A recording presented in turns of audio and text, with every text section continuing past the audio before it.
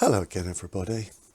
So today I did a bit of ant maintenance. I normally maintain my ants on a Sunday. I water them and stuff, but I did a bit more today, so I thought I'd bring you all up to date. So first of all, upgrades. I've had this Wakushi season 4 small nest for quite a while now, and I've wanted to be using it, but I haven't had any opportunity to use it.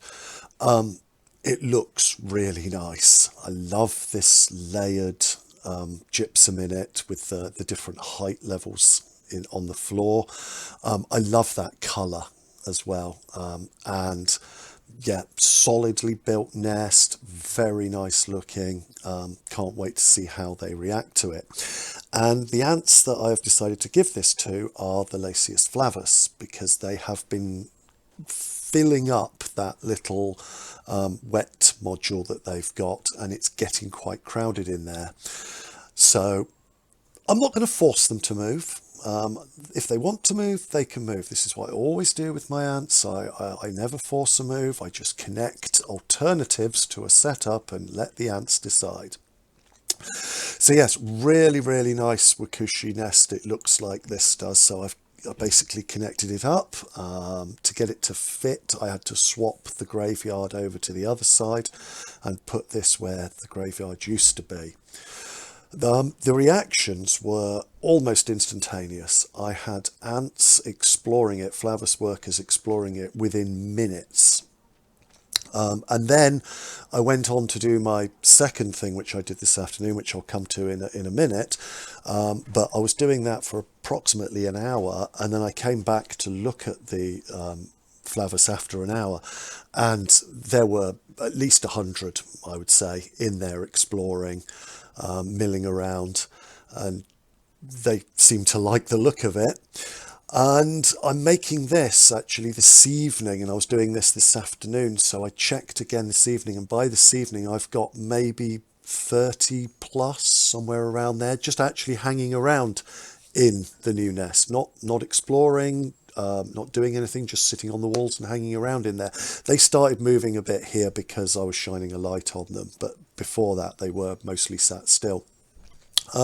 So they seem to like it. I don't know how long it will take before we see some brood in there. I'll keep you updated.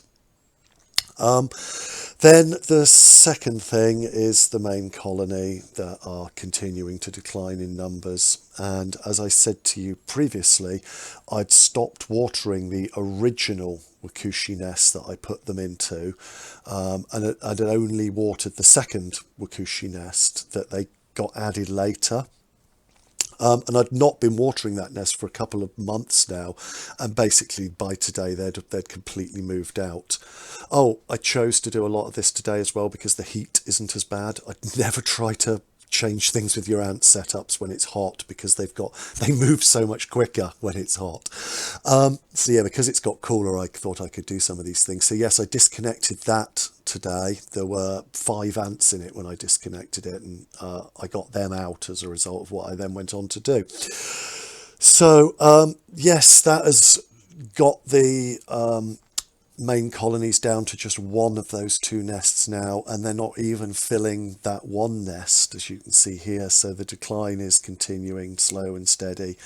And yeah, I mean, the numbers they're at now, I'll be able to get one of the new colonies to similar sorts of numbers probably by this time next year or so. So there's not much left really to do with the main colony. Anyway, once I'd taken the nest off, this was what I was most interested in. They'd been living in that nest for about 3 years. And as I've said before, you can buy from Wakushi just the gypsum inlays, not a brand new nest. And they weren't that expensive. I can't remember the exact price, but it was something like £3.95 for the gypsum inlays, which is obviously a lot cheaper than buying a whole new nest.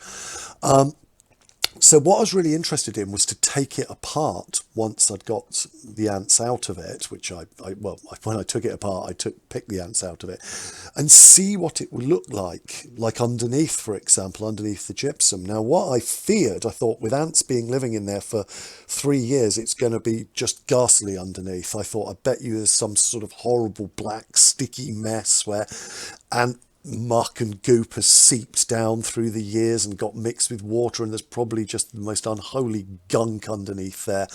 And I had actually wondered if it did look like that, whether anything like that was a contributing factor to the queen.